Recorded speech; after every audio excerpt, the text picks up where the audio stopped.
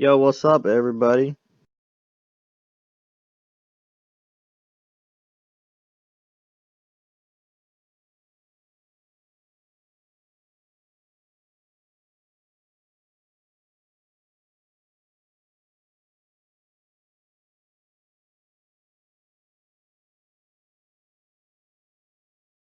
It had to be done. It,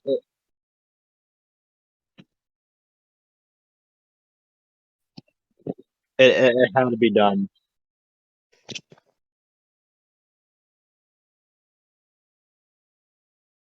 No, not really. I only have 2 subscribers. Please subscribe. This is sad. It's gonna make me cry.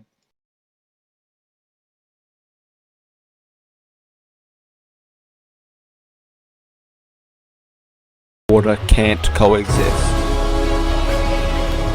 The springlock suit malfunctioned and sprung into its usual position, and William fell within his creation with blood piling all around him.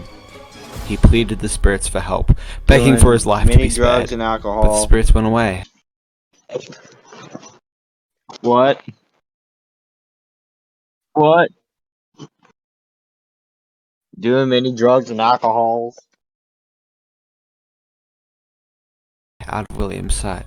On this day, Henry stepped into the building, hearing the shouts of an old friend. He ran to see what happened, only to see William inside the spring bonnie suit, blood covering it whole. William? Please? Upon hearing he was there, Henry thought he would die thanks to blood loss, so he walked out the room with that thought and slammed it shut. He considered that maybe karma had finally come for William. Please! Over time, Henry covered the entrance to the safe rooms until there was no possible way to get inside or even know the room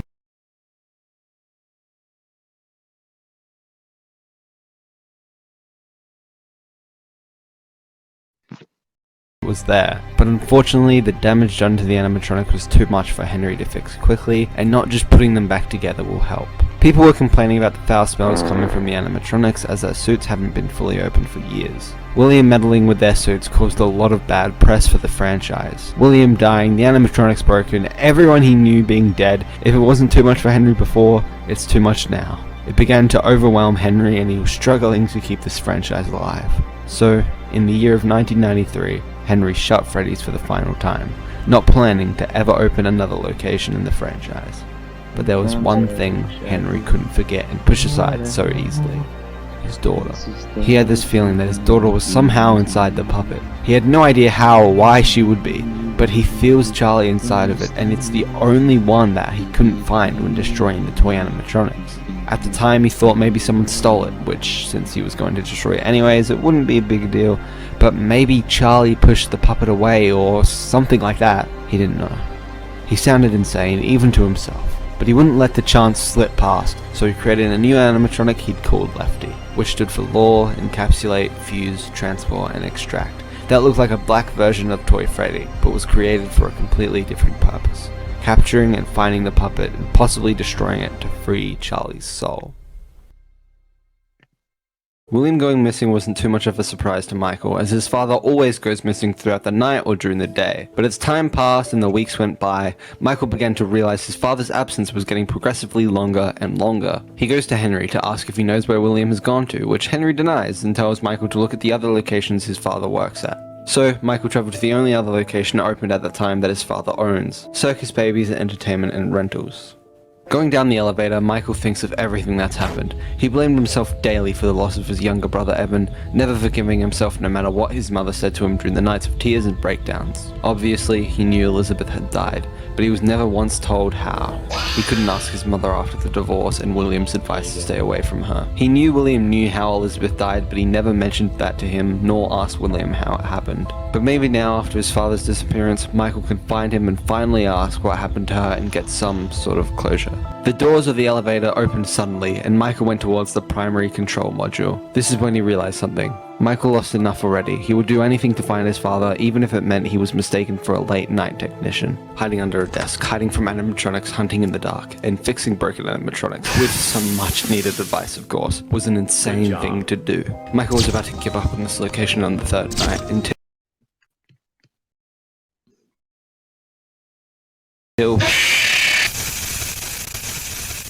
Michael was afraid inside the scooping room. He was stuck inside a springlock suit, the same type he watched his brother get brutally murdered inside of. He almost fainted until he was given the reminder not to activate the springlocks. Circus Baby goes on to tell Michael what the room really is about, a machine called the Scooper. But before Baby can begin explaining, 2 technicians went inside the room. Okay, bring her over. Forward. 1 more. Okay, stop.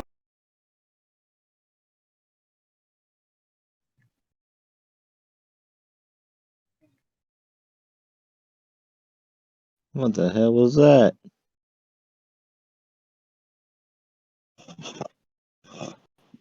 What?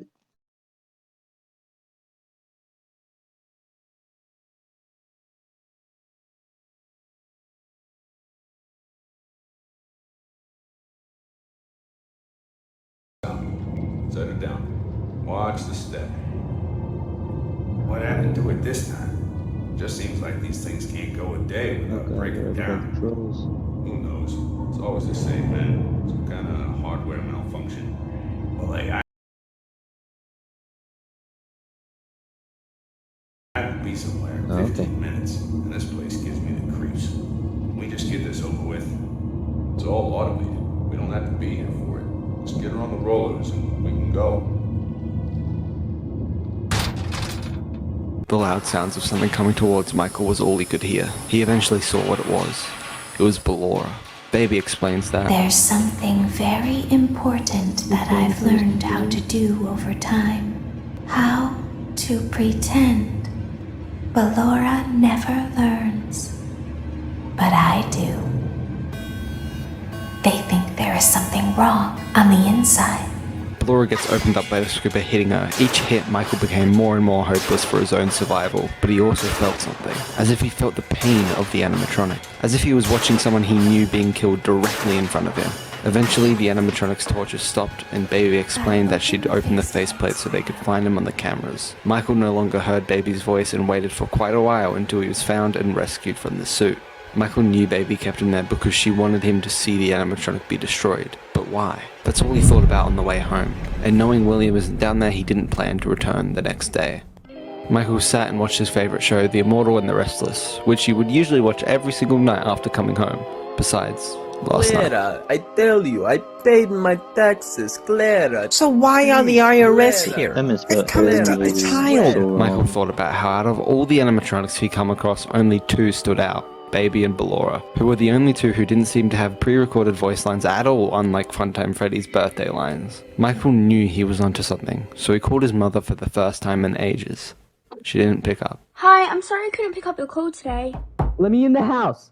Please, let me in the house. It's me, William. Anyways, call me back tomorrow maybe, and I'll hopefully be able to respond. Wait, what? Why was William there visiting her? Why did he feel a connection to Ballora, who reminded him of his mother, who used to sing countless bedtime lullabies, and a similar connection to Baby, who reminded them of his sister, who never shut up, but always wanted Michael to know anything and everything. Michael thought and thought more and more until the realization hit, and he prepared to return underground the next day. Today, Michael would have to fix Circus Baby. He entered the primary control module only to see the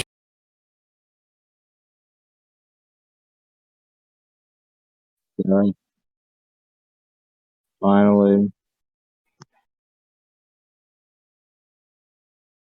Yeah. 2 technicians hanging. This was horrific to Michael, but after seeing his brother die in front of his eyes, it wasn't the worst. He's told by Baby to destroy her body by sending it to the scooping room and is then instructed to go and find and enter the room himself. He enters the room and sees all the Funtime animatronics destroyed. Warning, you've entered a highly dangerous area. You have entered from Maintenance Hatch 1B, reserved for cleaning and repair of the scooper. Entering this side of the room is strictly prohibited by unauthorized personnel. And a new animatronic, Ennard, appear. Anard was formed by all the Funtime animatronics who destroyed themselves and mixed together to make one amalgamation. They formed into one because they were trying to escape and get out of the underground, and their plan was better explained here with their speech. You are in the scooping room now. Funtime Foxy has already been here today. Funtime Freddy. Okay, I forgot how hard games was to play.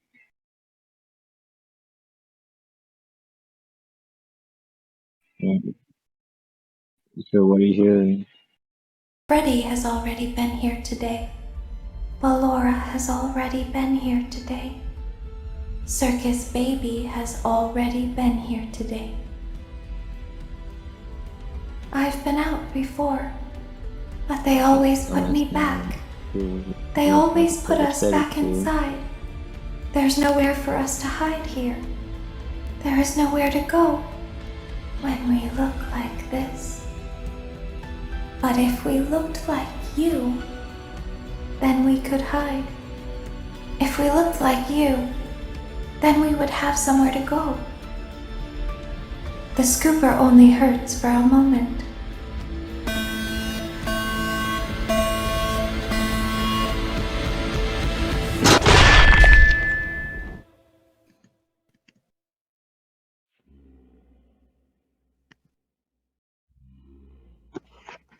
The animatronic put itself inside of Michael's corpse. This was how they would escape, looking like a human would work.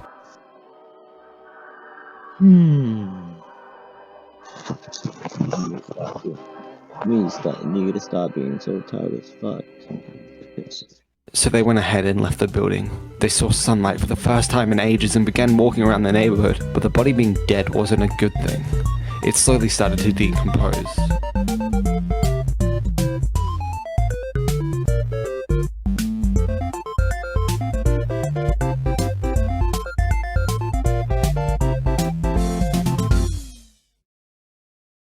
Body laid on the floor numb with Enard escaping into the sores, until Michael heard the voice of Circus Baby, whom he now realized must be his sister Elizabeth, trying to save him by chanting, "You won't die." You won't die. You won't die. You won't die. You won't die. Why is it always aiming down, bro? What the You fuck? won't die. You won't die. You won't die. You won't die. You won't die. He didn't die. His body rose up, and no matter what it took, Michael was ready to find William and finish him for good. The body of Enard had continued to roam under the sores, waiting for a moment to escape without being seen, and therefore instantly destroyed. But there was a problem within Enard, more so a problem within the Funtime group. Baby was basically the leader of it all, being basically controlling and almost commanding their every move. The other animatronics, Ballora, Funtime Freddy, and Funtime Foxy, were annoyed of Baby's controlling manner and decided to kick her out. Baby couldn't do anything against a 1v3, so she was ejected out of Enard immediately. But Baby vowed to the others that she'd put herself back together and become more than Enard ever will be. After kicking Baby out, Enard never fixed its wires to be in a clean manner, so they stayed sporadic, and over time it collected small parts until it could remake a mask based off Funtime Freddy and create its own fingers, eventually becoming Molten Freddy. This left Circus Baby to go on a hunt to end up rebuilding herself to turn into Scrap Baby. William was in the room, thinking about all that's happened. Had it been 1 day, 1 week, 2 weeks, 1 month? He had no idea. For all he knew, he could be in this room slowly rotting away for the rest of his life, and he would never be able to tell when a single day went by. He couldn't do anything about it but think isolated and alone in the now hidden safe room, feeling the pain of the spring locks and suffering on the inside and out. This section of his life would be the part of his existence where he suffered the most, trapped within his own creation that started it all, facing his own consequences and being stripped of what he'd taken himself. For once in his life, he would finally feel guilt and a large amount of regret in his dying heart. But this was a highly populated building, where, to his knowledge, people were still working at. Maybe he would see the light of day very, very soon.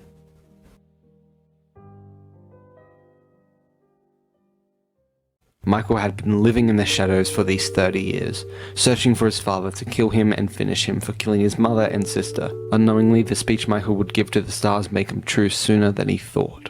Father, it's me, Michael. I did it. I found it. It was right where you said it would be. They were all there. They didn't recognize me at first, but then they thought I was you. And I found her. I put her back together, just like you asked me to. She's free now. But something is wrong with me. I should be dead, but I'm not. I've been living in shadows. There is only one thing left for me to do now. I'm going to come find you. I'm going to come find you. In the year 2023, a new location opens up based on the myths and rumors of Freddy Fazbear's Pizzeria and Fredbear's Family Diner, filled with items from the locations which gained the title of a horror attraction. This location was called Fazbear Frights. This would be a location that would have gone completely fine, but while looking for old artifacts in the abandoned locations, Phone Dude comes across two things. Hey man, okay, I have some awesome news for you. First of all, we found some vintage audio training cassettes. Dude, these are like prehistoric. I think they were like training tapes for like other employees or something like that. So I thought we could like have them playing like over the speakers as people walk through the attraction. Dude, that makes us feel legit, man. But I have an even better surprise for you. You're not gonna believe this. We found one. A real one. Gotta go, man.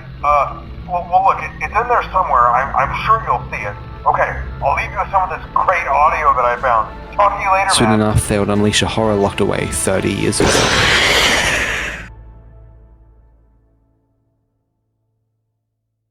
Michael hears the news of a new location opening up called Fazbear's Frights, a horror attraction based off the events of Fredbear's and Freddy's. He hears that they found a real animatronic suit that still works and would use it as the main attraction for the location. Michael knew this wasn't a torn down animatronic, no. He felt the same connection to it that he felt with Ballora and Baby. This was his father William, so he travelled to Fazbear's with a match in hand, ready to end this, bringing both the company and William down once and for all. You deserve this. Give me you.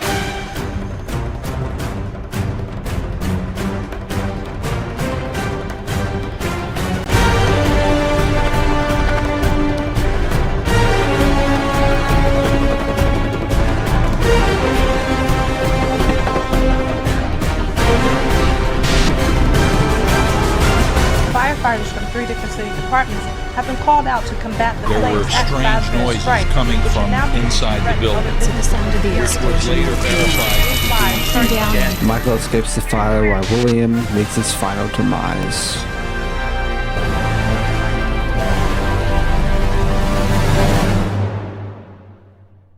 The fire that Michael started helped burn out the spirits from their animatronic suits. The children's spirits rejoiced after seeing William burning, and they decided to go to the old and long abandoned Freddy's location where they were once killed 40 years ago.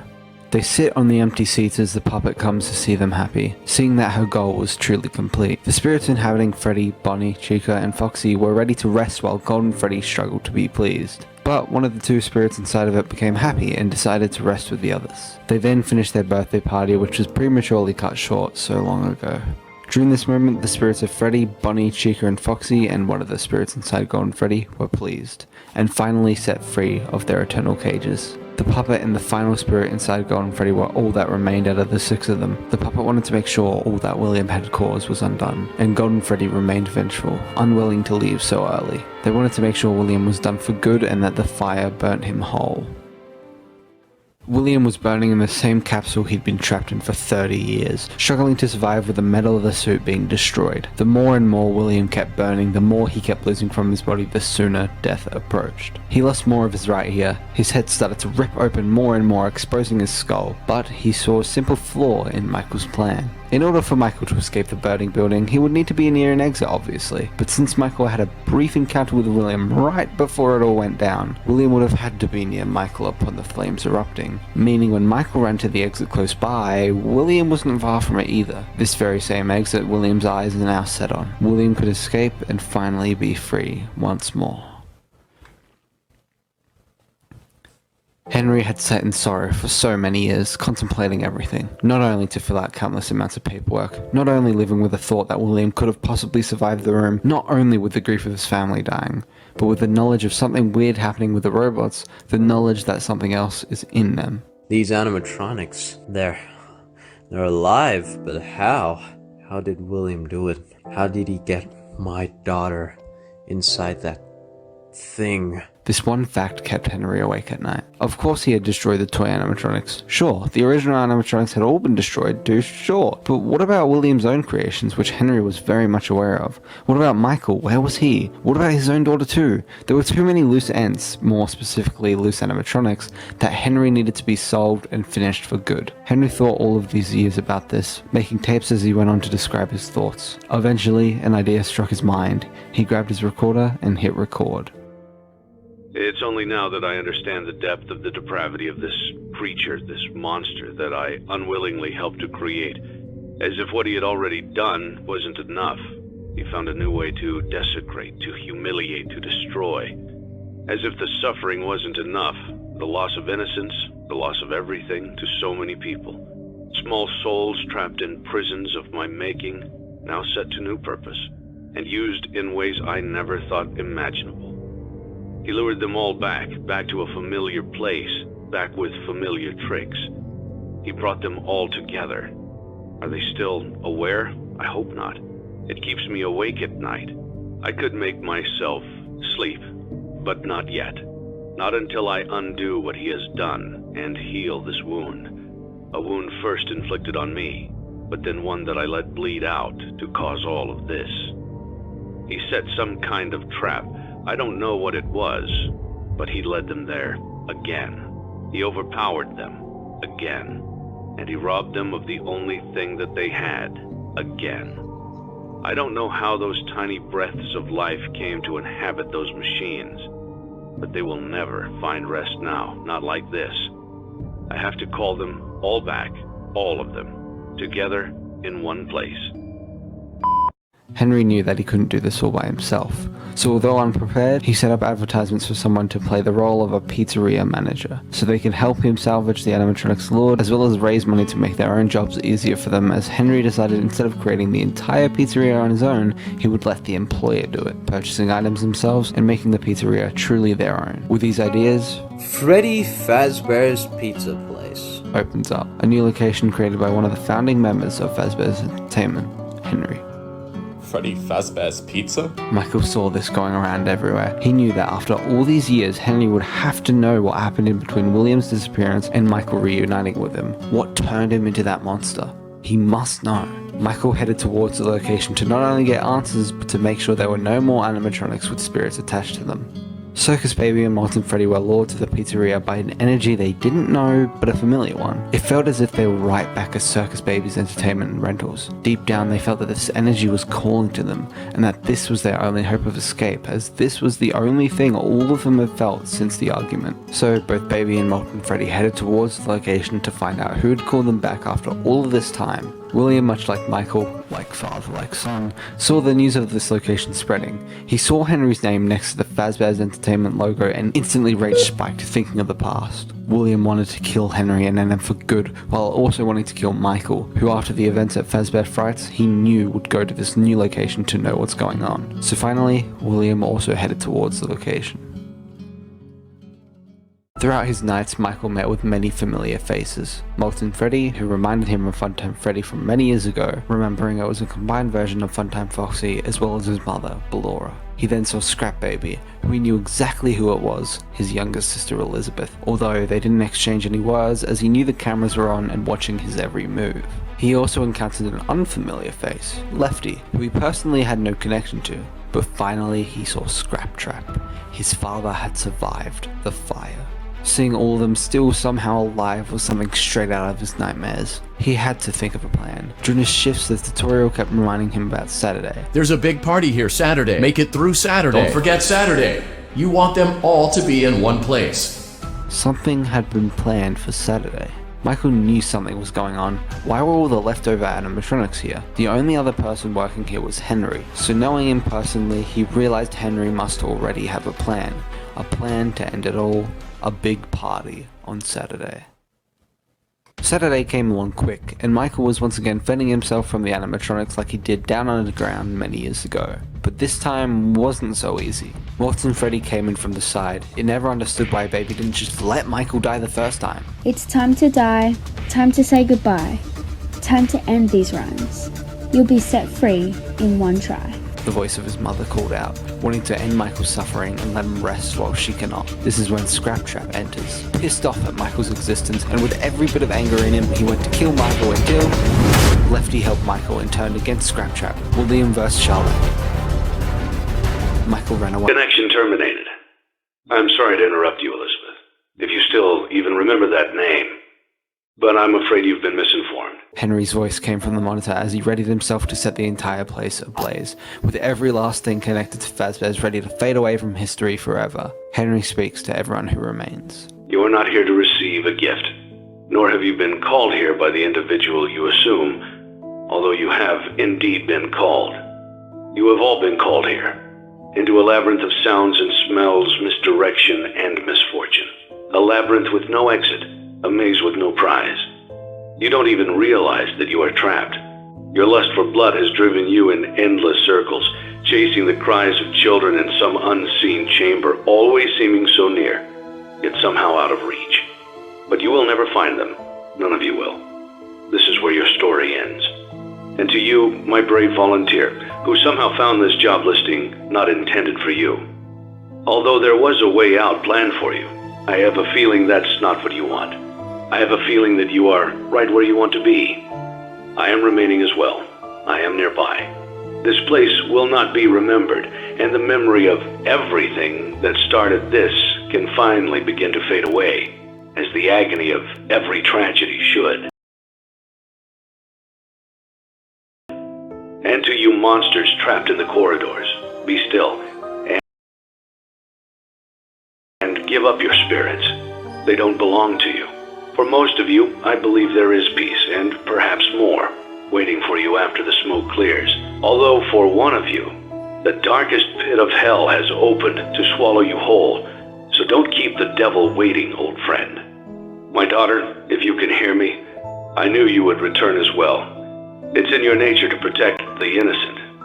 I'm sorry that on that day, the day you were shut out and left to die, no one was there to lift you up into their arms, the way you lifted others into yours. And then, what became of you? I should have known you wouldn't be content to disappear. Not my daughter. I couldn't save you then. So let me save you now. It's time to rest, for you, and for those you have carried in your arms. This ends, for all of us, in communication.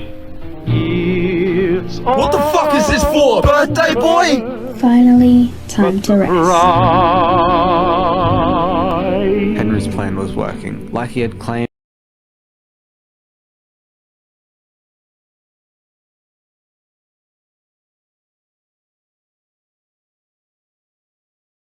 He was close by and would die in the flames like the rest of them. Get off of me!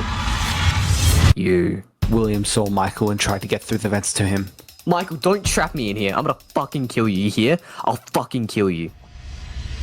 Michael sees his younger sister and his younger brother, welcoming him to rest with open arms. Michael! Michael! He looked to his father once more. William, now knowing his son would die no matter what he did himself, William didn't say anything more. His look was enough. It's done. Michael steps closer to the bright light, the final thing he'd see. I'm sorry. The first sorry William's ever muttered in his entire life.